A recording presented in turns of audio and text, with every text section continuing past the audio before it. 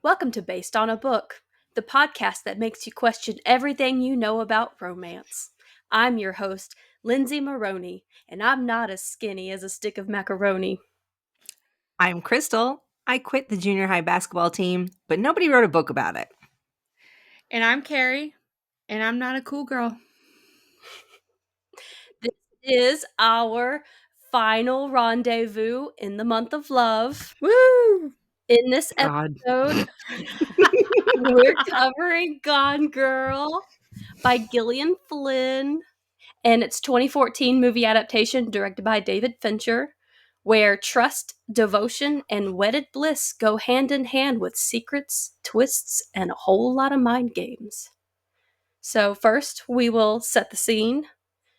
Nick and Amy Dunne seem like the perfect couple, successful, good-looking, and settled into a comfortable life in the Midwest. But on the morning of their 5th wedding anniversary, Amy suddenly disappears under suspicious circumstances. As a media storm brews, evidence begins to point in every direction, leaving Nick struggling to prove his innocence. So before we flip perspectives, let's talk ratings. Keri. No. See this time. Okay, so I'm obviously not gonna get into any spoilers, but I did see the movie before I read the book. So I feel like sometimes when you do that, especially with a thriller, and it takes away the big twist out of it, Mhm. I feel like that can sometimes affect your reading experience a little bit. So I feel like if I had read this first, not knowing what was going to happen, I probably would have rated it even higher. But for now, I'm saying 4 red flags. Okay. All right. Crystal? I love Dateline and true crime and forensic files and all that kind of stuff. That's like my daughter and I like super duper like when we have like mother-daughter date nights, that's what we do. We get a whole bunch of junk food and we watch true crime. And so I really love that. Reading this book was equal parts fun and exciting and incredibly tedious. I went back and forth between like wanting to know what's next and being mad that it was taking so long to get through parts. By the end, I recognized that like that was seriously the building, and I liked it. So I gave it 3.5 Great Mississippi Floods. Okay. Also, the film was filmed in Cape Girardeau, which is like right down the road from where I live and in Missouri. And he mentions the floods in the beginning of the book. And I was all like the markers for the floods. And I was like, I know those places and I know those years because we have those markers in my town too. Oh, that's cool. Yeah. That is cool. It's almost like you were there. Yeah.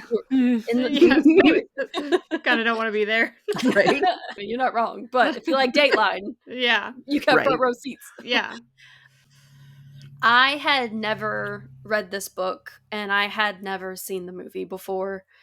But being a fan of true crime, I had the twist spoiled for me based on similar stories that happened in real life that they would relate back to the story. So I knew what was going to happen, but I still really enjoyed reading it.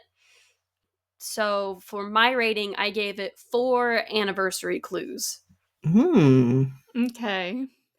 Yeah, I remember recommending this, but I don't remember if either of you watched it. The American Nightmare documentary on Netflix. Yes. And everyone called it the Gone Girl case. Wait, which one was that? Because I might have watched it. It was Denise Huskins and Aaron Quinn. Yes, I did watch that one. Yep. Yeah, so there was a whole documentary on Netflix, and the police were comparing it to the Gone Girl movie and saying calling it the Gone Girl case.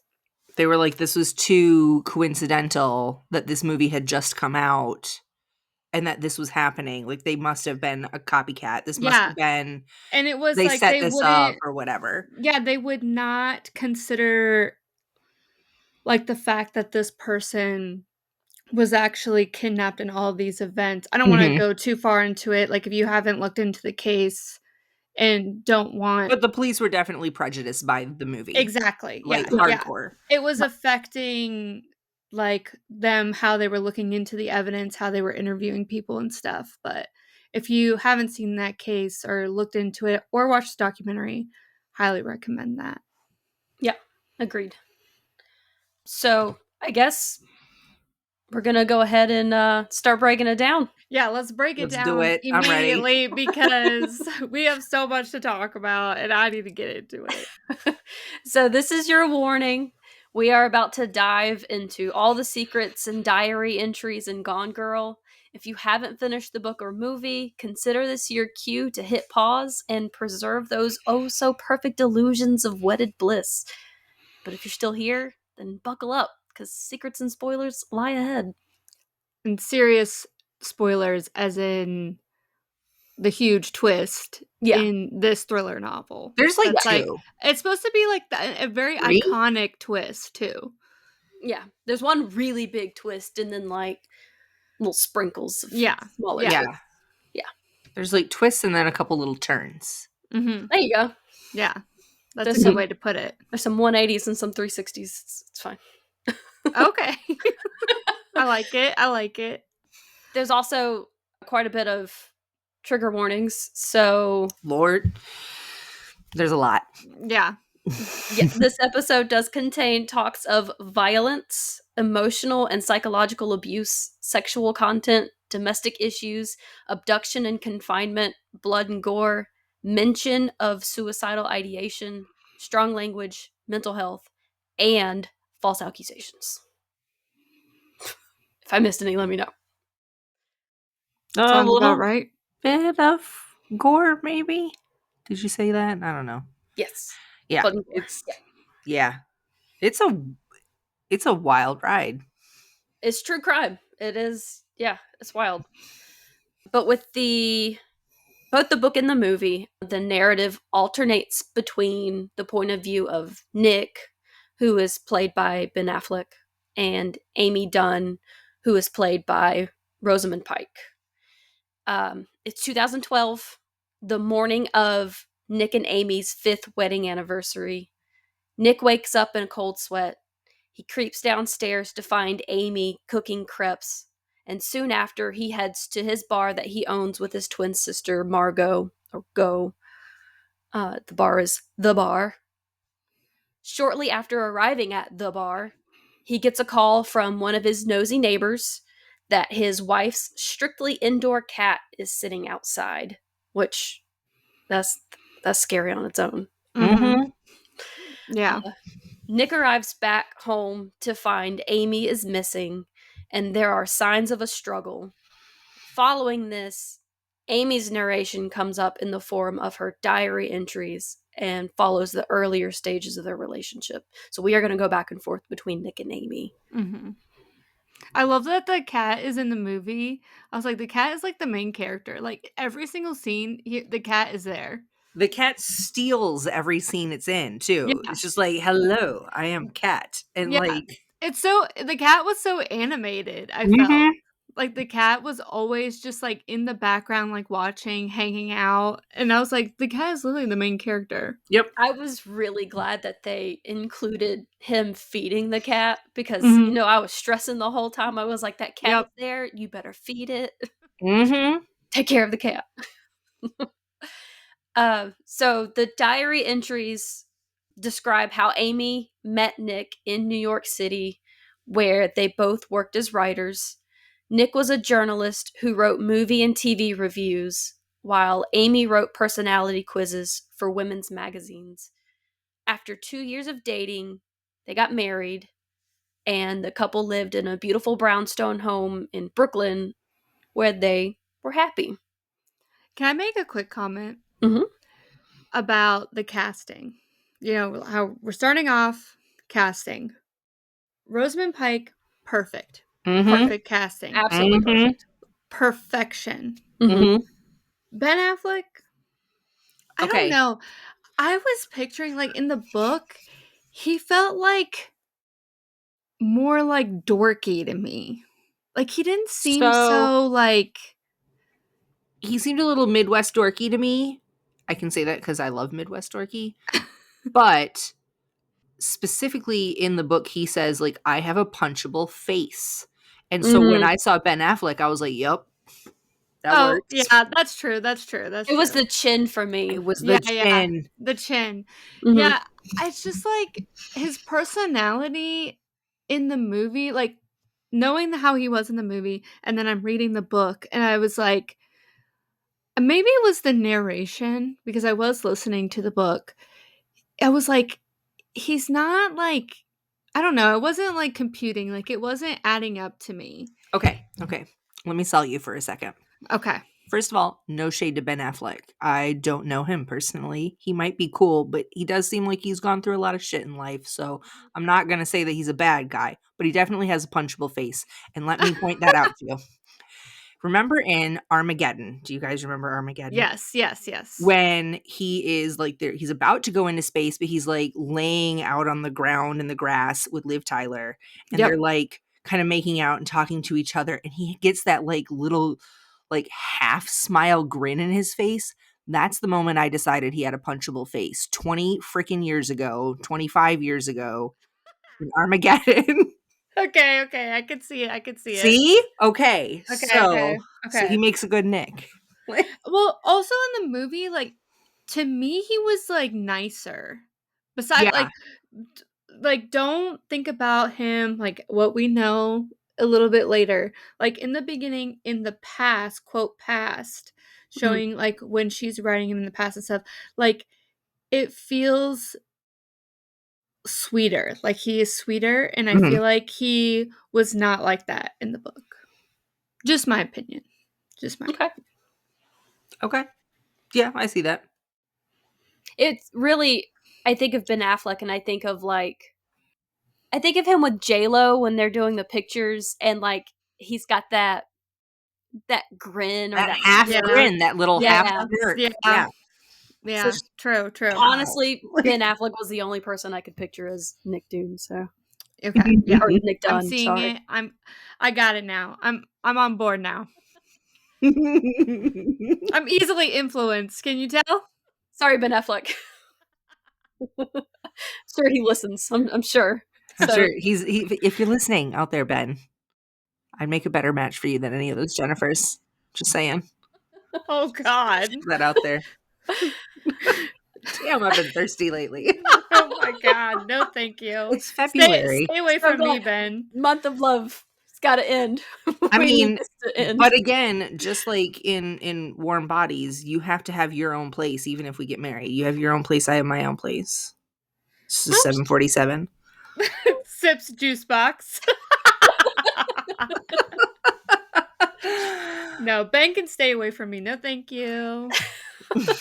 I'm okay. He likes Dunkin'. I can't be mad about that.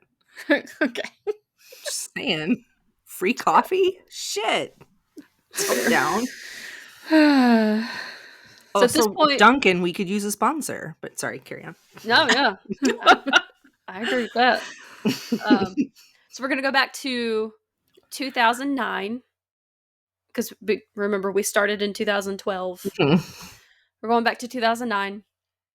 Both Nick and Amy lost their jobs following the Great Recession of 2008. Meanwhile, Amy's parents, Rand and Elizabeth Elliot, had written a successful children's book series called Amazing Amy, based on Amy's life experiences. However, when sales from the books declined and Rand and Mary Beth didn't curb their spending, they also started facing financial issues. So their solution was to ask Amy for money from her trust fund, which was $650,000, which today would be about $950,000. And it was like most of her trust fund. Mm-hmm. Yeah, it was most of what was left. Yeah. Mm-hmm. And Nick was like, he was like, "We need to talk about this." And she was like, "No, we can't talk about this." Like, Because it obviously, we're gonna is help my parents, and yeah, technically, it was their money to begin yeah, with, technically it was their money to begin with. which So is bullshit. You gave me that money, it's mine, Mhm. and y'all got yourself in your own financial worries by Yeah. not making good decisions when you had plenty of money Mhm. to make good decisions with, so no. 'Cause Also, I would totally bail my parents out. this is still in the perspective of her diary, Right. yes. too. Mhm. But Nick and Amy decide to relocate to Nick's hometown in North Carthage, Missouri, to care for Nick's sick mother, Maureen.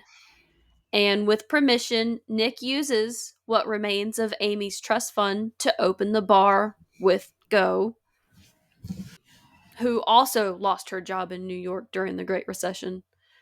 So Nick finds work teaching journalism at a local college.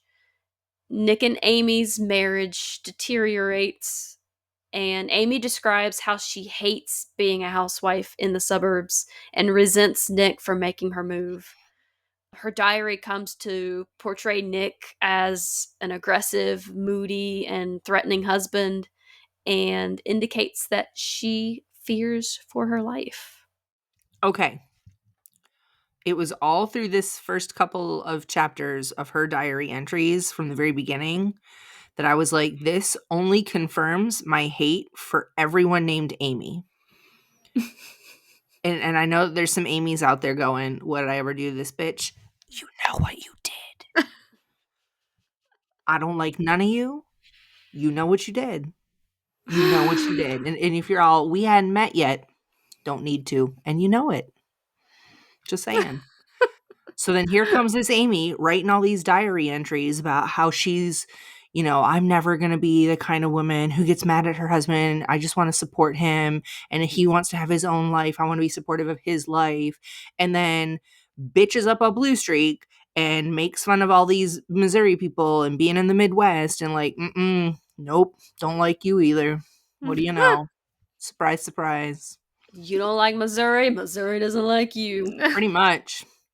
I was like, I hope he did kick her into the river. Shoot.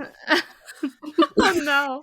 Okay, so the way If this that were a Dateline episode, and that's how I was playing this in my head, that this was a Yeah. Dateline episode, the longest Dateline episode ever.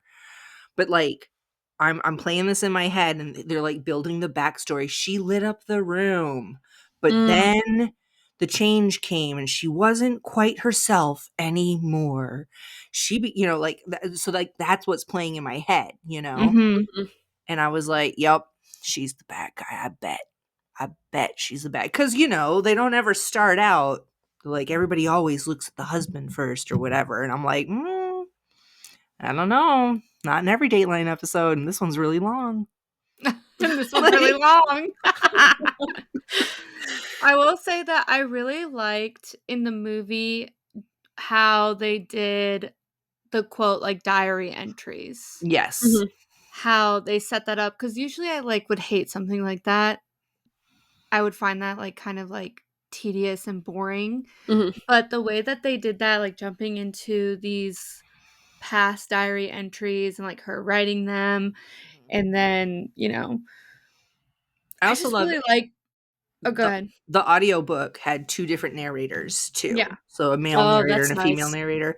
So Yeah. when they switched perspectives, it literally switched voices, and that was really nice. Yeah, I love that.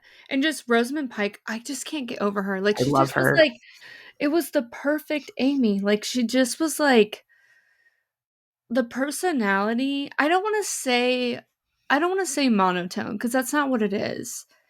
It's like um it's like where Nick is the only one that brings out, like, the goodness in you. Like, you kinda look Yeah. like you're, Mhm. like, She's very angry. stoic, like Yeah, Yeah. yeah. hardcore RBF. Like, where's Yeah. that? Yeah, that's what it was. Sh Yeah. Like, Rosamund Pike played that off so well Yeah. Mhm. that, that apathy, like, she didn't care about anything that didn't deserve her attention, Yeah. Mhm. and she played that off so well. And she was like playing this part for Nick. And that was like very important to her. Until it wasn't. Yeah. Right. Exactly. So we're going to switch to Nick's narrative. And he views Amy as a needlessly difficult, antisocial, controlling perfectionist and an unwelcome obligation. But he is concerned about her disappearance. Nick becomes a suspect in the investigation, led by detectives Rhonda Boney and Jim Gilpin. And Nick downplays their relationship issues. And during the investigation, the police discover a gift from Amy to Nick for their anniversary. And Nick explains Amy's tradition of an increasingly passive-aggressive treasure hunt that she hides around the city. But like That's exactly what it is. A passive-aggressive treasure hunt. But the gift literally, like the gift literally says clue number 1 on it. So Yeah. like the cops pull this thing out of their house that says clue number 1, and they're like, "Can you explain this?" And he's like, "Yeah, my wife's a bitch." And he's also like not making himself look good whatsoever. No. Like he knows nothing about his wife. I mean, there's reasons that we'll get into why he doesn't know certain things, but like just like general like questions that they ask him, like he doesn't know things. He just like looks so bad all the time, and I'm just like, oh my gosh, you look terrible. He seriously did himself no favors. No. But I feel like he fell into that trap that so many other people fall into, which is you can trust the cops, but also don't tell them anything you think might make you look bad. So it's like, which one is it? Do you trust them or do you not trust them? Yeah. Which just don't. Just get a lawyer every single time. Get a lawyer every time. Shut up, get a lawyer. Yep. There's a song like "Don't fucking talk to the cops." I don't remember what the jingle is, but like that's it. Don't do that. Jingle. Um, Theme song. I mean, it should be, Yeah.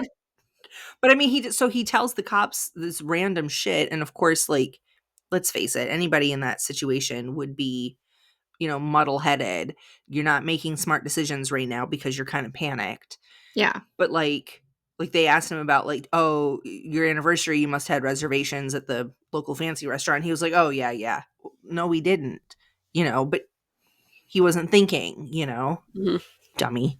Yeah. And like even his sister like brings up like him like naturally like being a fibber basically because he just didn't want like confrontation. Right. Easier And to lie than to have to deal with the truth. yeah, exactly. And it's like, okay, but little do you know, like that you're innocent, but little do you know that like all this is going to be used against you. It is an investigation. Yeah. And it's like, I'm going to need you to like get it together, please. Right. Well, as Nick tries to decode Amy's clues, the police discover more and more evidence that implicates Nick in Amy's disappearance. And while this is happening, Nick also regularly silences or doesn't answer calls on a burner cell phone. And that's okay, so whenever I had seen the movie before, I saw it so long ago, literally when it came out in theaters. That was the last time I seen this movie. And I went on a first date for this movie. Weird first date movie. Yeah? And yeah, I literally, and it was the longest movie. It's like 2.5 hours. Yeah. For a first date, like that's ridiculous. Anyways, the terrible idea. And I could not remember a lot of like different parts, but I remember like the big events that happened. And I was like, what is going on with this burner phone? And I was like, oh, I know what's going on. I know exactly what's going on. And it like clicked for me. And I was like, this bitch. Yep. I think when they first mention it in the book, he just says something about a phone ringing, and then he lets it slip that it's a burner phone. And I remember reading it, and I was like, are you serious? A burner phone? We all know. Yep. So when the case hits the press, the media leaps on the opportunity to vilify Nick as he's handsome, seems insincere on camera, Has a and punchable face. has a punchable face. Is it me or is it like really, does this happen really fast? Like the press thing? It happens fast, but I feel like it always does. Like if you Mhm. think about in like the last handful of these types of cases that have been in the news, it's always like she's been missing for 2 days. Husband at the vigil with no tears. Like, Yeah. Smiling And next he to and her she's like missing poster. and she's like, I mean, not super famous, but she was like kind of like known. Amazing right. Amy. Yeah. Yeah. Mhm. This is amazing Amy thing. And we Okay. got to talk about those books. But let's move forward first. And everyone always knows the husband is the first suspect. Always. That was clue number 1. Husband. Mhm. Amy's parents come to town and help in the search effort. And at first, they're very supportive of Nick.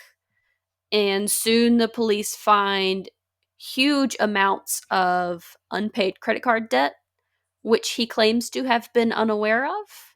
And the detectives admit that the crime scene at their home looks staged, including clean traces of Amy's blood in the kitchen and the fact that Amy's life insurance was recently increased by Nick, which he claims was her idea.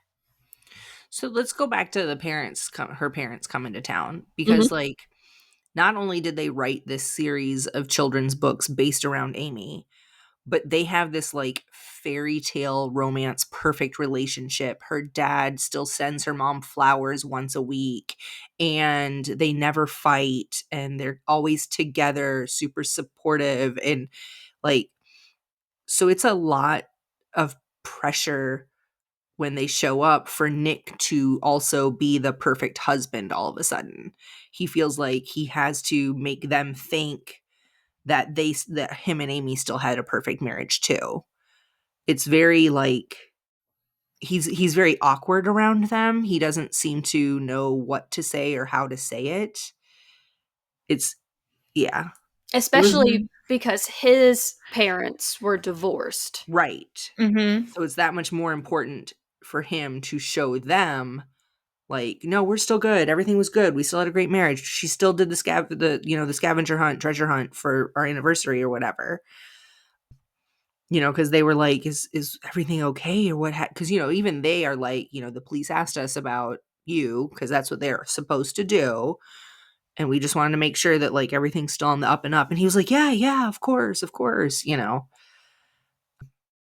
Yeah, I was also curious how much of that was unreliable narrator right, because they were having their own issues in their marriage and they're looking into someone else's marriage and seems like right. what seems like really lovey-dovey isn't actually really lovey-dovey. It's just like Well, and that's because we only ever see we see all of this either from Nick's first person perspective or Amy's first person perspective. And so there's going to be a lot of bias in how they view other people, but that's how Nick was viewing it, was that they have a perfect marriage and we have to live up to that. And that's even how Amy mentions it in her earlier diary entries. She talks about like living up to what her parents have. And like Mm-hmm. the last book that they published was like Amazing Amy Gets Married, but she was still single at the time, and she was like, "Yup, still single. mm, Thanks." And not being able to live up to this picture perfect idea that they had of Amazing Amy. Yeah.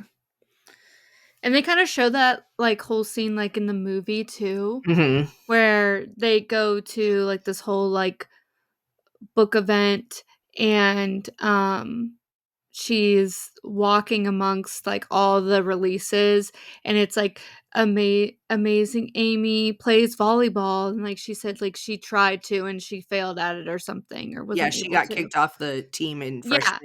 freshman year, but Amazing Amy made varsity. Yeah, and she And like then like goes through all like the different books and like what she tried to do but couldn't, but amazing Amy could. And so that always whole living up to scene. that like idea of what her Yeah. parents thought she should be. Mhm. mhm, And also Nick was very like on her side and Mhm. against mhm. her parents like doing that, I knew how she felt about it too at that time in the past. I will admit the proposal at the book In the event movie was in the movie, really cute. it was really cute. And I I'm like, sorry, but I feel like the Nick in the book wouldn't do that. don't know. I don't know. I don't know if I'm viewing Nick from Amy's perspective. Right. That's true. That's true. Yeah. Okay, yeah, because we have it's the unreliable narrators are fucking Yeah. me up. Yep. They give me every time. Yeah, they're really screwing with me. And I'm like, this isn't the Nick that I know. And then I'm like, but also like Amy fucked with my head. Mm-hmm. Yeah, she got in my head. Yeah. Definitely. So Nick's involvement in the search efforts is revealed that Amy attempted to purchase a gun at the abandoned mall on Valentine's Day because she didn't feel safe. Can I make a really random comment about this mall? Yes, Yeah. please. Okay, so this is so random, but when I was watching the movie, I saw the mall, and because they do like this whole thing, it's a little different in the book and movie how they get into this mall, Right. but and I saw the mall. This is so random. I saw the mall in the movie, and I was like, I know this mall. I literally know this mall in this movie. I've seen this before, and I looked it up, and it's Hawthorne Plaza Abandoned Mall in Los Angeles. Like that's where it was filmed.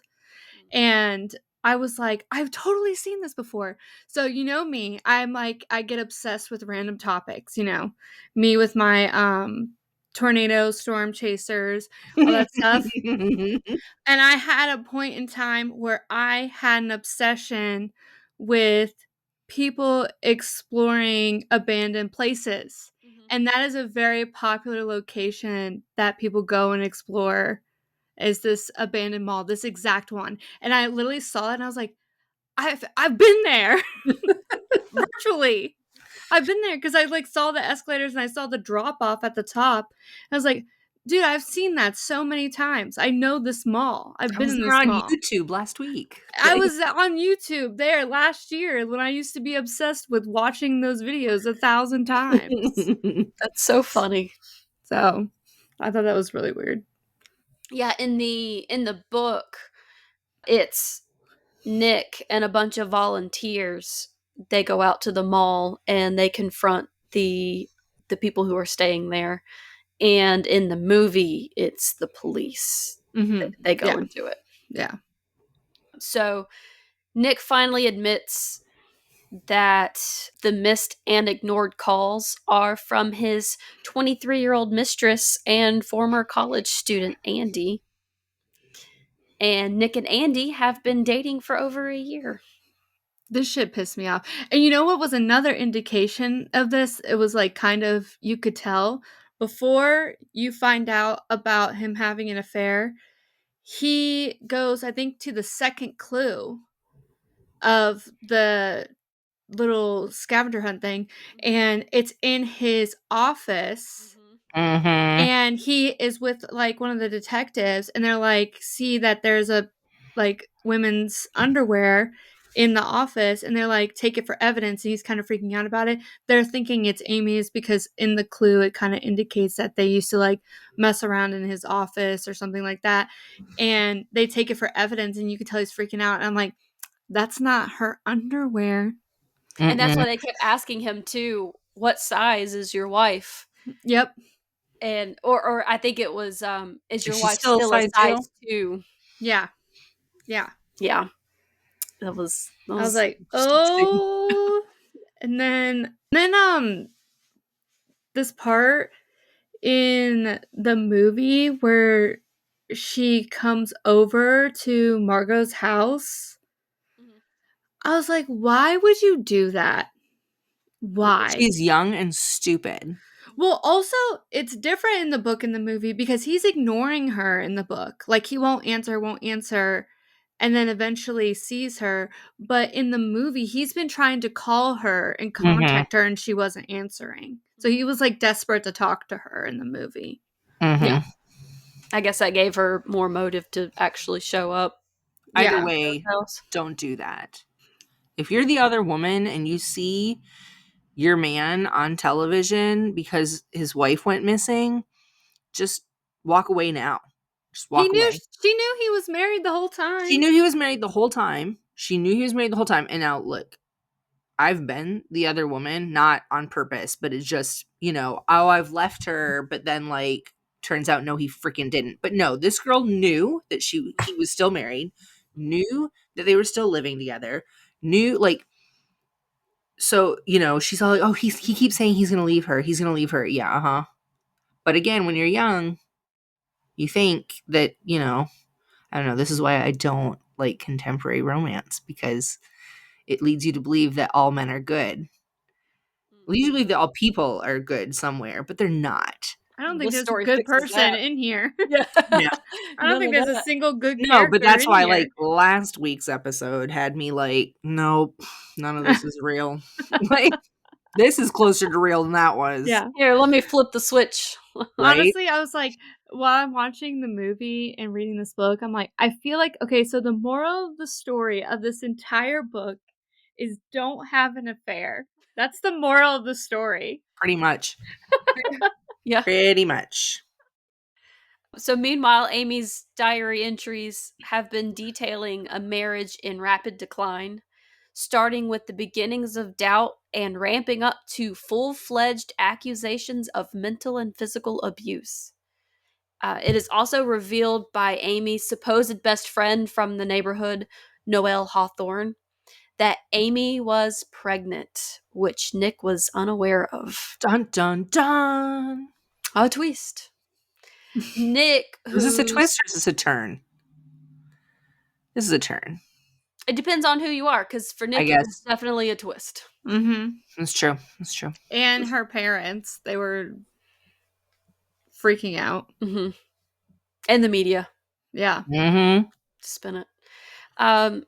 Nick, who's growing desperate, hires the famous defense lawyer Tanner Bolt, who is known as the savior of wife killers.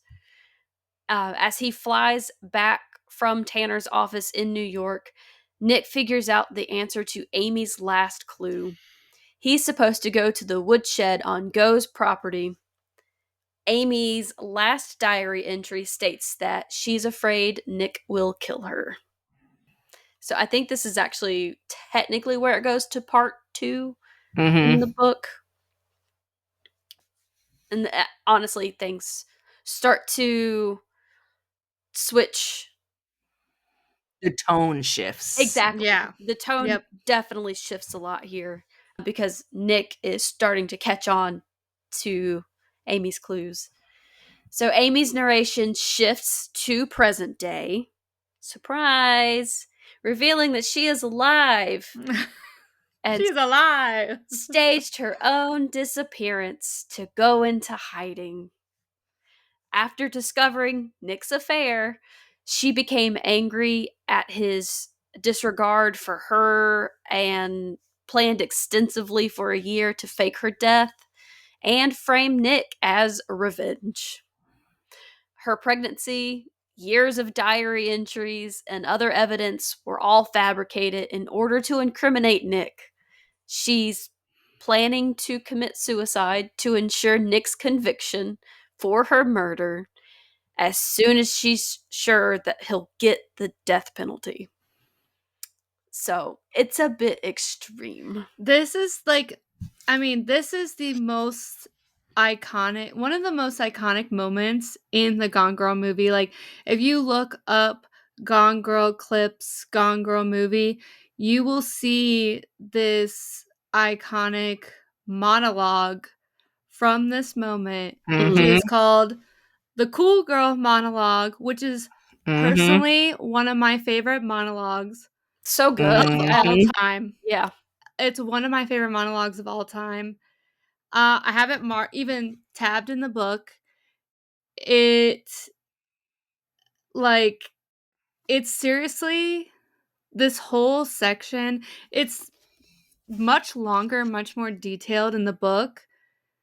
But I love this part so much of her describing what she's doing, what she planned, and then describing what a cool girl is Mm-hmm. and saying that it's the defining compliment that men always use and what women sometimes bend themselves due to the social pressures Mm-hmm.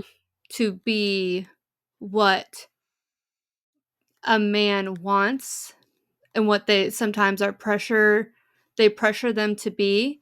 And then if they say that they don't want a cool girl, they always want a cool girl, or saying that like, and a cool girl is usually, or how do they It's say usually it? fake. There is no such thing as a real, Yeah. genuine cool girl. They're Yeah, all it's faking it. only variations of exactly what she says, variations of every fucking thing he likes and doesn't ever complain. And how do you know you're not cool girl? Because he says things like, I like strong women, and if he says that to you, he will at some point fuck someone else, because I like strong women is code for I hate strong women. Yep. I got goosebumps. Ugh. That section I in the love that book, part. like, don't get me wrong, I don't like this character at all. But that rant Mm-hmm. is like the jaded, cynical woman in me was like, yup, It, that's it. it was That's it. iconic. It That's was not the iconic. thing that I have marked in my book, though. I have something else marked. Actually, we skipped over it, I think. The part where well, it's different in the book than in the movie. In the book, Nick goes to visit Desi, who is Amy's like high school ex-boyfriend that she claims was like stalking her after they broke up and tried to commit suicide on her bed. And Nick goes to visit him in St. Louis because it's only like an hour away from where they live, to like see if he knows anything or has heard anything, or kind of gauge whether or not he's actually a threat. In the movie, he doesn't do that until after he starts figuring out what Amy's actually done. But he goes to see Desi, and he's Desi seems the definition of a gentleman, a guy who could quote a great poet, order a rare scotch, and buy a woman the right piece of vintage jewelry. And I'm like, I've never heard buy a woman the right piece of vintage jewelry to describe the perfect man, but that's it. That's it. And of course, Desi would be played by who I consider my perfect man, Neil Patrick Harris, Neil Patrick Harris, who I have had a crush on since he was Doogie Howser. And then when he came out of the closet publicly, I was like, still my perfect man, bud. Still my perfect man. So thank you for that. And I bet you he does know exactly the right piece of vintage jewelry to buy a woman. Mm-hmm. Anyways, that's the only quote I had in the book. The fact that he's made another appearance on our podcast. Yep. Love that man. Love him. Very different from Beastly, but Very different, completely different character. Yeah, totally. So Nick then discovers that Amy has filled the woodshed with all the expensive purchases she made in order to create a trail of debt and reckless spending for the police to find. The shed also contains Amy's anniversary gift of Punch and Judy puppets, indicating that she expects Nick to receive the death penalty for her murder. Mm-hmm. Amy hides in the Ozarks and attempts. Oh, I'm mad about this too. Oh, that was a reaction. That was the reaction. Because again, Amy doesn't like being known as the spoiled rich girl, right? But she is. Yep. But she 100% is. And so she shows up over here in the Ozarks, and all she does is make fun of all the people around her and talk about how she's better than them. But then the one time someone's like, oh, that girl, like they're watching the news, and she's like, I think that's just a spoiled rich girl. And Amy's over here pretending to be Nancy or Lydia or whatever, and like gets all hurt about it and spits in the girl's drink and all her food. And it's like, but you are a stuck-up little rich girl who thinks she's better than everybody else. When she did that actually made me laugh. I'm close enough to the Ozarks and living in the Midwest, and so every little dig she made in this book, I was like, I freaking hate her. Like, I just like, we'll show you who's better. Oh my gosh. I just was thought so it was mad. funny in the movie. It was Mountain Dew that she spit into, Mm-hmm. and I just And they're in the Ozarks. yeah, Yeah. I thought it was very fitting. And she's in the Ozarks. She's attempting to monitor the investigation through the news media. However, she meets Jeff and Greta, her neighbors, at the rental cabins. And they decide to rob her. And Because she desperate, was stupid. Mm-hmm. Because again, entitled little rich girl didn't know how to hide or split up her money. And so she ended up flashing it in front of them at one point, and they're all like, "Oh, Miss Moneybags over here." So of course she got robbed. What did you think was going to happen? I thought it was really funny when she was when Greta was counting the money. She's like, "Oh, there's got to be more than $1,000 in here." It's like $8,000. Like just a little bit. Like, and you carried all that on you. You didn't like hide some in the car, put some in a suitcase, put some over here to make sure that if you got robbed, you'd still have something left. Like, Like, come why on. was she carrying that much money on her? Yeah. Right. You Carry need to a have a place to 20. you carry a 20, you lock everything else up in a safe deposit box or in a locker at the bus station or something, but whatever. No, that was one of her big mistakes. And in the movie, like whenever it falls out, like the fanny pack like falls on the ground during like mini golf. I'm like, Yeah. why are you carrying it around during mini golf? Right. Right. Even if you were paying for mini golf, $20. Also, let me go back a little bit to the beginning. So now we know that she's obviously faked her death, right? And the police are kind of leading down this, like, she died, it's Nick's fault. But, like, so you're telling me that the nosy neighbor across the street saw that the cat was outside, but didn't see a strange car coming and going from the house that he had never seen before? Didn't hear a struggle, didn't see anyone leave, didn't see, like, but he noticed the cat outside. Well, they did in the book mention that he was an alcoholic and he was not at the bar that day because he was hungover. Yeah, but So, still. I feel like you got that many neighbors around, and they did talk about in the book how like half the houses are vacant because of the recession and the big housing boom or the housing crash.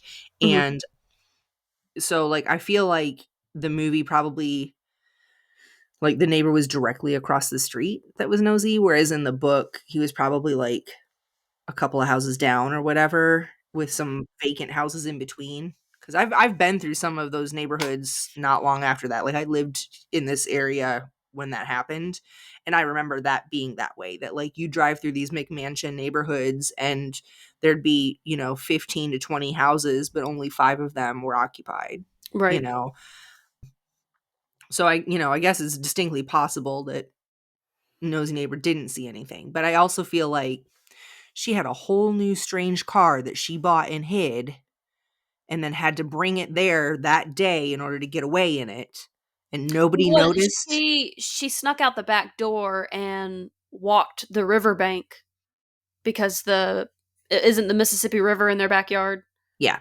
So she walked the riverbank. So the car wasn't parked Which is also not near really the a thing house. that people do. You don't really walk the Mississippi riverbank. Right. Just saying. And it's not really in your backyard, in anybody's backyard, because that would put you in a floodplain. Just putting that part out there. That's fair. There's probably like one of those creeks off the river because there's a lot of those. Mhm. Still put you in a floodplain. I've We get driven lots over of the floods Mississippi around River, here. but We get lots of floods around here. Just saying. that's why no one lives there in that neighborhood. Pretty Mississippi much. River's in the backyard. Pretty much. The homeowner's insurance is too high because they're in a floodplain. Mhm. So she gets robbed. She is desperate for help. So she seeks help from her wealthy ex-boyfriend, Desi Collins, with whom she had a manipulative relationship, goodness, in her youth. So, I see. okay, this is I want to go back though. Okay, so she gets robbed. She has no money. Yeah. She's on the lam, right? She's on the run. Yeah. She Why goes to a didn't casino. she goes to a casino with more cameras? The casinos have more cameras, and especially the casinos out here in the Mhm. like along the river, there's a ton of them. And like there are crap tons of cameras Mhm. everywhere. Everywhere. Everything Mhm. you do is being recorded. Yeah. So that would have been done her in. The other thing though is that like why didn't you just steal from someone else? Like go hang out in a parking lot somewhere and snatch someone's purse when they're not looking, or I don't know, like you're already a criminal, like go full crime. Why did you go asking for help from someone you knew was probably Because she's gonna be sticking to weird what about she it? knows. Mhm. She's sticking to what she knows. And She's she wouldn't be making able to fight anyone off should they fight back. Mhm. she's making dumb mistakes. Because I like how she said that she would have roundhouse kicked Jeff if she was one of the Yeah, girls before they from the Can movies we that go Nick backwards watches. for a second? yeah. Because I just remembered the part in the movie. So she gets to the place. I don't know if we mentioned this, but she kind of like does this whole thing where she's trying to disguise herself, right? Like she's dyeing her hair, changing her clothes. She buys fake glasses, trying to disguise herself. And so she gets to the place, she's settling in, all this stuff. And in the movie, I don't remember this happening in the book. I don't think this happened in the book. But she's brushing her teeth and she gets like a hammer from a toolbox. Yeah, that was not in the book.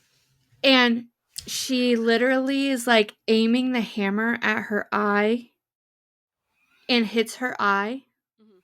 I Mhm. like I like screamed out loud.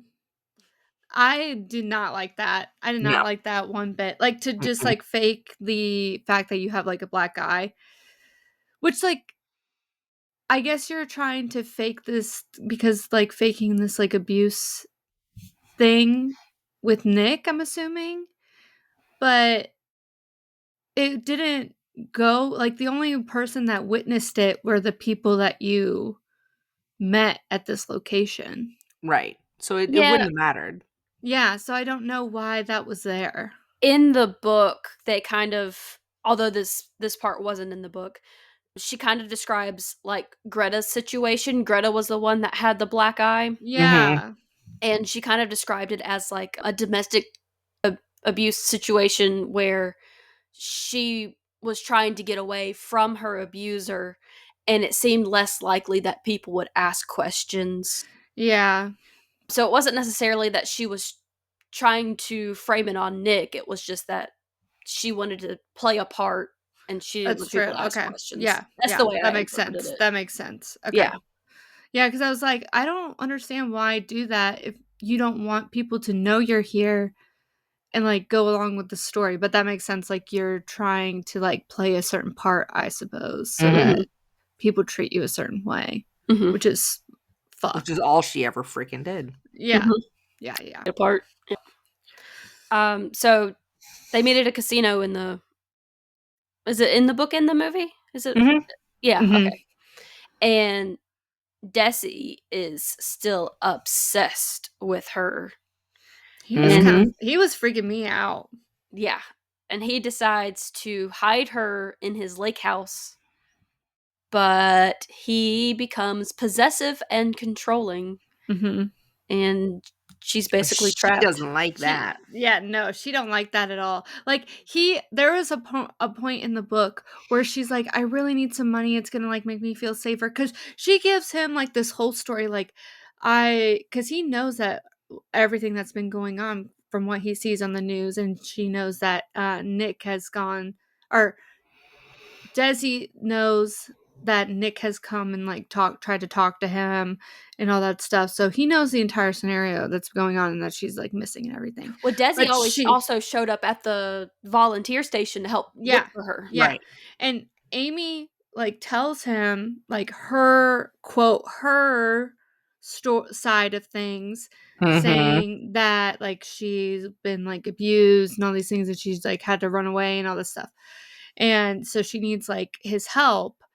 And whenever he takes her away, Desi takes her to his place, she's like, I could really use like some money to like make me feel safer. He's like, here's $40. And he's like in this like big ass like freaking lake house, because he's like, you don't need to go anywhere. You don't need clothes. I'll take care of that. So he's on this like multi-million-dollar estate that is his lake house. Yeah, I was like, this ain't no lake house, but okay. Meanwhile, Nick is back trying to repair his image in the press. Yeah. With his fancy lawyer, and suddenly gets this idea in his head that like, I'm going to send messages to Amy to try and convince her to come back, because that's the only way anybody's ever going to believe that I didn't kill her is if they find out she's not even dead. Yeah. Well, the lawyer was, and then the lawyer is like telling him that the best way to do this is you need to come out with about your affair now, because it's gonna like come out eventually, kind of thing. You need to get ahead of it. Yeah. And before he can get ahead of it, Andy comes forward and apologizes for her affair with Nick, but he's still able to turn the near disaster around when his lawyer Tanner gets him an appearance on, I can't remember her last name. It's Sharon. I think it's Sheaver. I think they were trying to go for Maria Shriver, like, because she was on Dateline at the time. So I think that was them trying to like kind of Gillian's attempt to make it sound like, so it was like Schreiber or Schreiber, but it was a B. Something like that. Yeah. But Nick gets on her tell-all talk show, and during his interview, he pretends to be apologetic about his infidelity and failings as a husband, as a hint to and Amy. Sends her like secret codes by like wearing the watch that she bought him and wearing the tie that she bought him, and then doing the like coded covering the dimple on his chin so that she knows for sure that like I'm telling the truth. Their little secret code to each other. Yeah. What is it? No bullshit? What was it? Yeah, no bullshit. Like, yeah. And the whole time in his head, he's like, I fucking hate her. I fucking hate her. Like, he literally... that fucking bitch. That fucking bitch. Which is what his come father home, I'm gonna kill you. Yeah. So, yeah, that was... I thought, like, I'm watching that and I'm like, ooh, now it's getting real good. This is the Dateline episode I wanted. Yeah, and in the movie, this part is done so well because she's watching it with Desi next to her, right? And with Neil Patrick Harris. And she's watching it with him. And the way that she's watching him on TV doing this interview, and she's like eating her food, like she's got crazy in her eyes. Serial killer eyes. She's got serial killer eyes. I'm telling you, this is the hating game. This is the hating game. This is the real hating game. Literally. This is the real one. And I'm loving it. This is hating game gone too far. And she's like looking at the TV, like she's just like she is loving it on scary levels that he is saying all the things that she wants to hear. She's eating up every word coming out of his mouth. She's like, I haven't like seen him in this way in so long, because when she left and the state of their marriage was like he was not trying anymore, like he's just like not what they signed up for. And because if going back to like the whole cool girl monologue, it was like, you thought that I was going to love you unconditionally and you were just gonna go run off with your new cool girl. Think again, bitch. I'm gonna go fake my own death and do all this crazy ass shit on you and do all this stuff. And so now she's seeing the side of him that she's been wanting this whole time. Like, I need you to reach my level, and now you're reaching my level. after I Mm-hmm. did the absolute most. And Mhm. so she's has hard eyes. Yep. And there's the scene where she's in the Ozarks and she's talking with Greta, and Greta mentions that her mom lives in some commune in Texas. And I kind of wanted Amy to go to Texas and just go live in the commune. Yep. Yep. And that would happy ever after for her, I guess. And Nick hopefully would, no body, no case, Mm. hopefully. That would have been a perfect ending to this book. But no. It continues. Yeah, it Carry gets on. insane. So Nick is able to flip the narrative, and he is well received for his interview until the police discover the woodshed, which also contains violent porn videos. Okay, so outside of the porn videos, the lawyer knew about the shed and Mhm. withheld that from the police for until he was waiting to Mhm. see where public opinion would sway to after the interview before telling the police. Mhm. But then Mhm. of course the police found it anyways. And to me it was I don't I don't know a lot of lawyers. I do know a couple, and you don't hold on to evidence that long. You don't wait a day or two before you tell the cops. You maybe wait a couple hours, Mhm.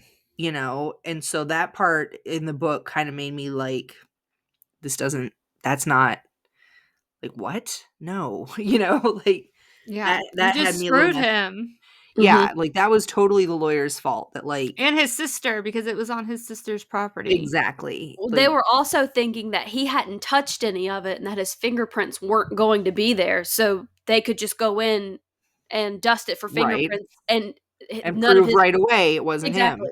Yeah, none of his fingerprints wouldn't have been on it, but Amy thought ahead, Of course and she did.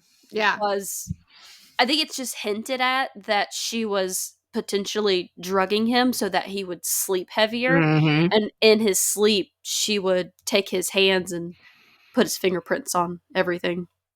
Mhm. So I obviously don't like Amy. I obviously hate Amy, but This is brilliant. Amy was yeah. smart as hell. Yeah. Amy was crazy and Her and she's a Hannibal great Lecter would be besties.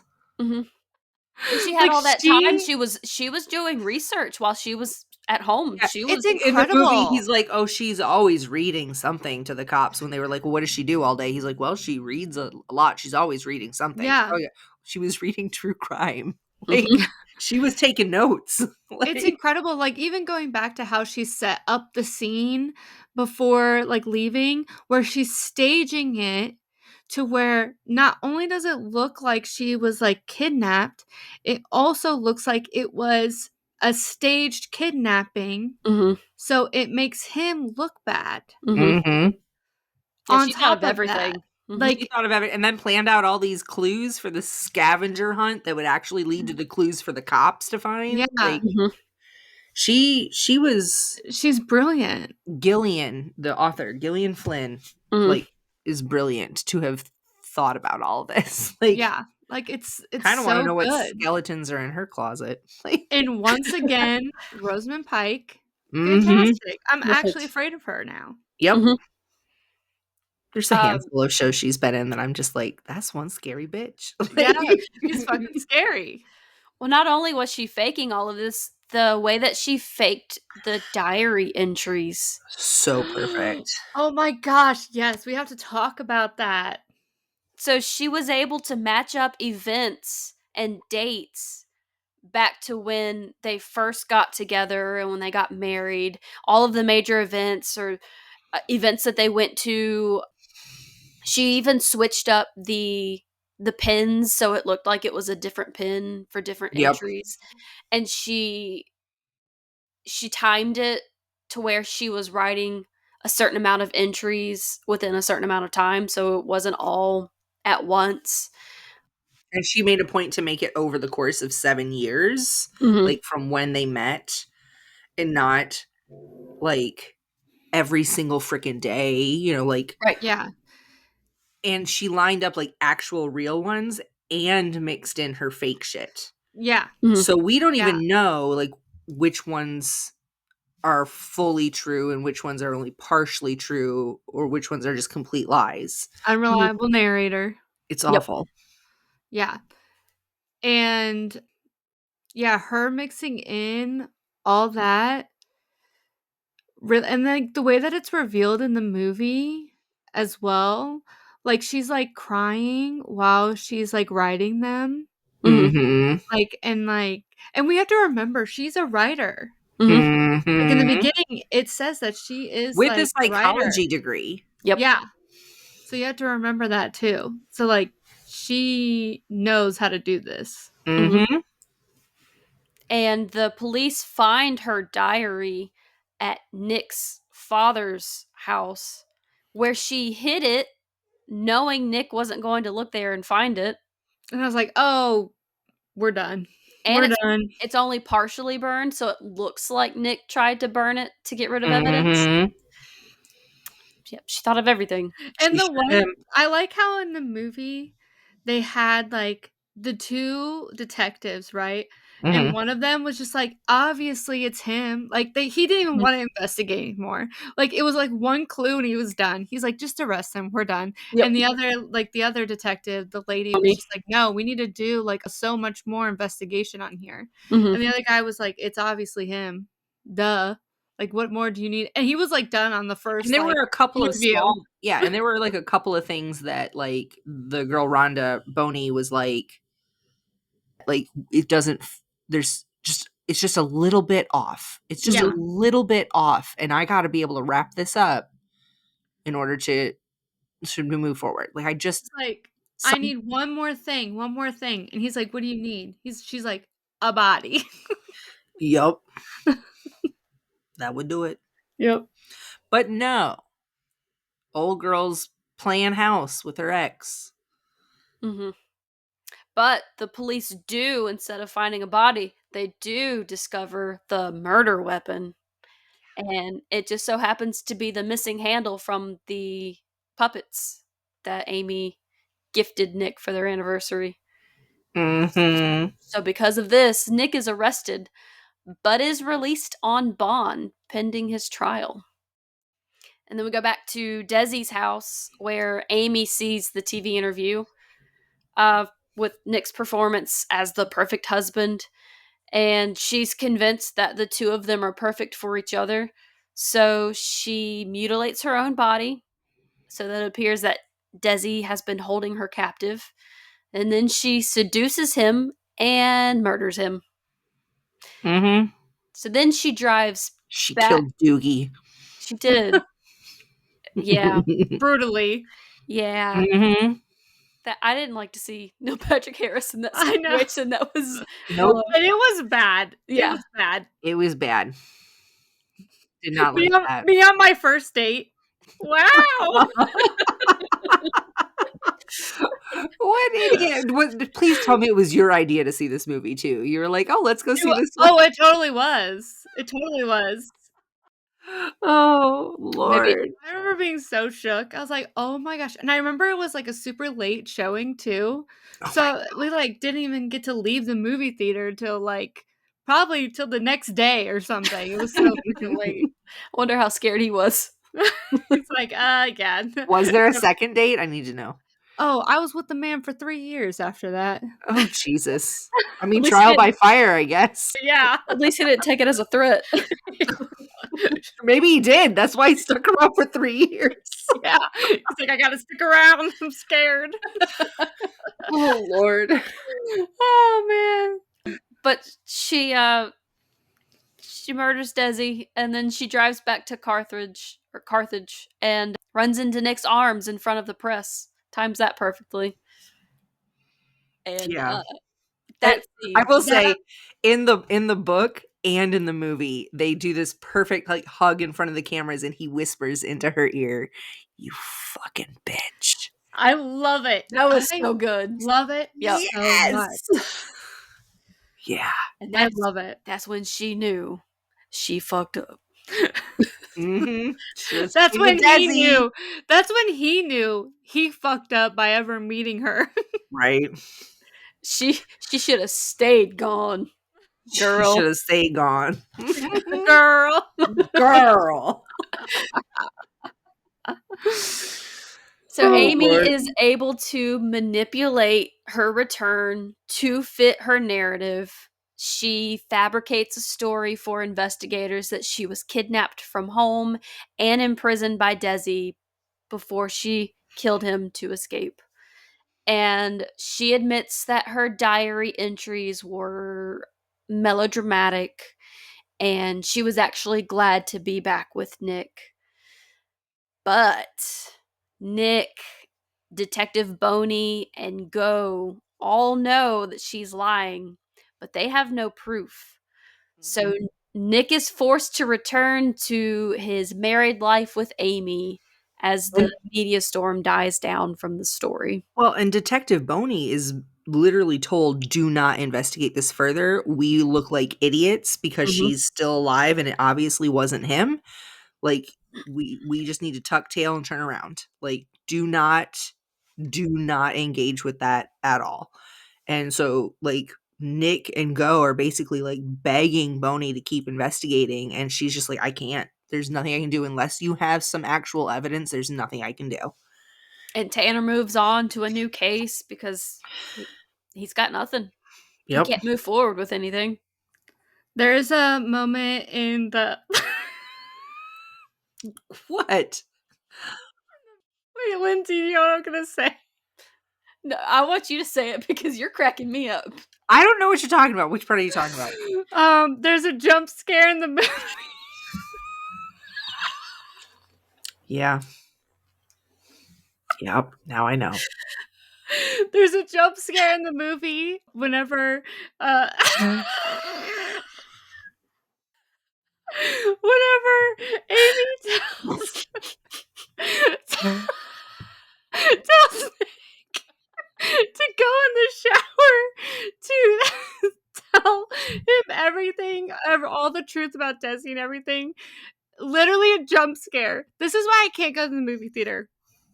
I don't go to the movies anymore because if I can't shout, is that Ben Affleck's dick out loud? Then I don't want to go. Oh my god. Because straight up, for 0.5 seconds, you see his dick, and it was a jump scare. And that's why I can't go to the movie theater, because I want to be able to shout that out loud if I see something God. like that. At least the story wasn't because I got banned for shouting out. Yeah, that was really unexpected. I could not believe that. Yeah. Yeah. I cannot believe that. Well, I'm pretty sure that Neil Patrick Harris, you're pretty sure there's frontal nudity for like a split second there too. After he's murdered. Yeah. Yeah. The completely drenched in blood. Yes. Yeah, that was He naked. disturbing too. But I'm just saying the Ben Affleck one really threw me off, and What I is it was with scared. Lindsay always suggesting these incredibly disturbing movies? I bet it was good though, right? It was. But at the end, Amy begins writing her memoir of the fabricated events called Amazing, which obviously is named after her parents' series. And Nick privately begins writing an expose of Amy's deceptions called Psycho Bitch. Yeah. Was actually the original title of the book. Instead of Gone Girl, it was going to be Psycho Bitch. I might have been even more interested. Yeah. Amy still worries that Nick will leave her, so she uses some of his sperm that they had stored to get herself pregnant.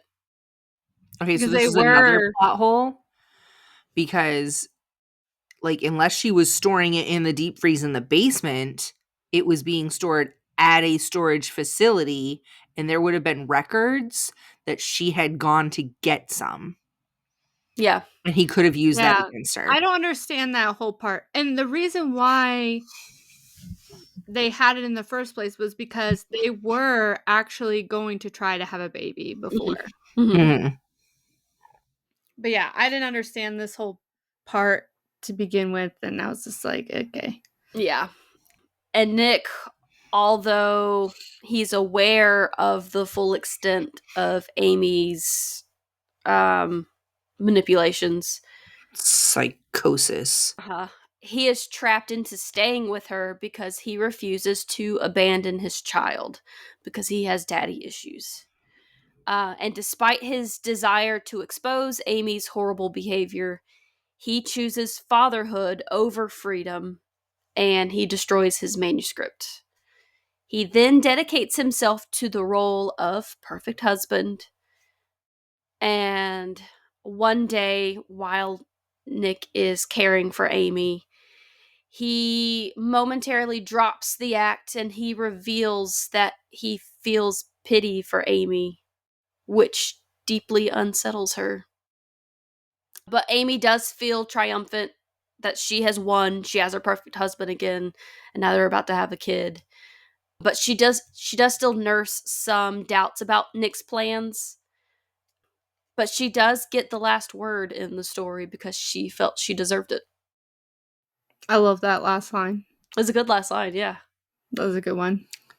I hated this ending because there was no resolution. And I'm really sick of Lindsey suggesting that we read books with no resolutions. I love those kind of books. Hate it. Hate it. It's right up there with not naming the narrator. It's just not okay. And so I forevermore ban Lindsey from choosing books. I thought we decided that on episode 2. Leave the world behind. Yeah. Or pre-episodes with no more. We need to do something. Yeah. This legit could have been a 5-star for me. I took 1.5 stars because there's no freaking resolution. None. We're left to wonder what the hell happens. And is that psycho bitch still out there? In the movie, whenever they have this conversation and Nick like grabs her and like throws her against the wall, that part freaked me out. I was like, oh my god, that was kind of scary. He really did that too. Like, yeah, he did really that. Yeah, he really like threw her against that wall. Mhm. And then she's like, you think you're gonna find someone else? Think again, baby. Like, what Yeah. is she doing? Oh my gosh, she's got serial killer eyes again. I'm scared. I'm in game. Yeah, like she was really in it. And for some reason, I feel like Nick, like, he didn't like fight that hard thinking about what he was gonna do. Like, he kind of like, He just folded. I think he has immediately issues too, and he just was like, hey, I think he kind of needs her crazy Mhm. in a bad way, not a good way, like Mhm. in a bad way. Mhm. Yep. Well, absolutely. Final verdict. What do we say? This is hard. This is hard. To me, it's one of those that like if somebody asks if they should watch the movie, I'll probably say, yeah, go for it. It's not a bad movie. If somebody asks me if they should read the book, I will probably say, yeah, it's not a bad book. It's a decent read. But I'm not going to go out of my way to recommend either. No, okay. That's fair. I love the movie. I think it's like hard for me because like when you see the movie first to be like, I don't feel like you're getting so much extra stuff from the book. That's Like I true. feel Yeah. like Yeah. Hating Game, I feel like you got like a lot of extra stuff Mhm. by reading the book. Mhm. But this, I don't think you're getting a ton of extra things that you're missing from the movie. Right. I think the movie's giving you what you need. That's fair. Yeah. So It's I a say spot on movie. adaptation. Yeah, I Yeah. agree. Yeah. Okay. Well, that leads us to our question. Wait, Lindsey, what do you think? I agree. I think the book, like you said, it didn't have a lot of extra stuff. Normally, you get some inner monologue. I mean, if you want to read it just for Amy's cool girl monologue, then go Yeah. for it. 'Cause Absolutely. it was a lot better in the book than it was in the movie. But you're not really missing a lot of inner monologue or descriptions. The Right. movie pretty much spells it all out. And like you said, Crystal, if you want to read the book, yeah, it's a good book. If you want to watch the movie, yeah, it's a good movie. You can really Plus, go either way. The author had a hand in the screenplay. Yeah. You She can did. kind of tell. You can Yeah. kind of tell. Yeah. Mhm. Yeah. So That's always a good thing, in my opinion. I agree. Absolutely. Goldman, Princess Bride. Yep. Mm-hmm. Exactly. But what is something that comes across as attractive or romantic in books, but gives ick or major red flags in real life? Keri? As someone who reads romance mostly, definitely like the over possessive stalker, touch her or die tropes. I love those in my romance books. That's going to give me major, extremely terrible red flags in real life. That's a good one. Yeah. If you're being over possessive stalker in real life, I'm going to send you to Block City. Mm-hmm. Crystal? I actually had a hard time with this because, as we have well established at this point, I'm super cynical. So everything gives me the ick. I feel Everything. that. I feel that too. But there's a couple that really kill me. One is that, like, mostly in, like, you'll see a lot of it in more fantasy stuff, but, like, sometimes in other types of books where, like, they're, like, mentally connected, where, like, they always or they feel each other's feelings, or they can sense each other's thoughts or whatever. Like, it seems really cool in the book and super romantic, but also, like, I need my privacy. Ew, no. Oh, yeah, no. Imagine. No, thank you. Then I really, really hate the orders for her. Like, I love it in a story, like, orders her her drinks, or orders her dinner, or picks her out an outfit, a dress, or whatever. Like, in real life, like, I pick out what I want to eat. I pick out what I want to wear. Like, I might ask your opinion, but you don't get to choose for me. No, absolutely not. Yeah. But then the other one, I am a sucker for this in a book or in a movie. The big public romantic gestures, the big Yes. grand proposal, or the Yeah. whatever. Mm-hmm. Hate that in real life. Do not put me in a situation like that in real life. I don't want to witness it in real life, because I always feel like, am I supposed to, like, clap? Am I supposed to congratulate the person? Am I supposed to pretend I don't notice? Like, I don't like seeing those in public. I don't want to be a part. I don't want people looking at me like that. Like, no, big ick. That is such a good answer. Good answer. Good answer. Good answer. No, thanks for your grand acknowledgement there. Family Feud. Good answer. This time it was legit a good answer. Most of the It time really those aren't. was. It was. We say that for every question of For the everything. episode. After every answer. Good answer. Good answer. Me over here like, that sucks. Like, damn. I thought about my answer while I was listening to the graphic audio for ACOTAR. Mm-hmm. I've also kind of thought about it reading a lot of romantasy books recently, but hearing it in the audiobook, when a man growls. I knew you were going to say that. Why you be growling like a dog? You need to calm down. I knew you were going to say that. Whenever I read that on page, it gives me the ick on page in a book and in real life. Because you think, oh, he's so passionate, but then you hear it and you're like, why are you growling it? Do you guys ever read like a book and then you hear somebody like doing something or doing like a gesture and you're like trying to do it in real life because you're like, Yeah. how are you doing that? Like, Yeah. what do you look like doing it? I Or like do you it. catch yourself doing it? I do it when they, like, especially when they're talking about smiling. She smiled with all of her teeth, and I'm like, how does that work? Yeah. Good answer. Good answer. Oh, my god. Well, that's gonna wrap up our deep dive into the twisted world of Gone Girl and officially closes out our month of love. Thanks for joining us as we dissected every clue, every lie, and every secret. If you've still got theories or questions, let us know on social media. We're on Blue Sky, Facebook, Instagram, TikTok, and YouTube. Send us your recommendations for adaptations we should cover through our book adaptation submission form, which is available in the show notes. And don't forget to follow, rate, review, and download our podcast on Spotify, Apple, and wherever you listen to your podcasts.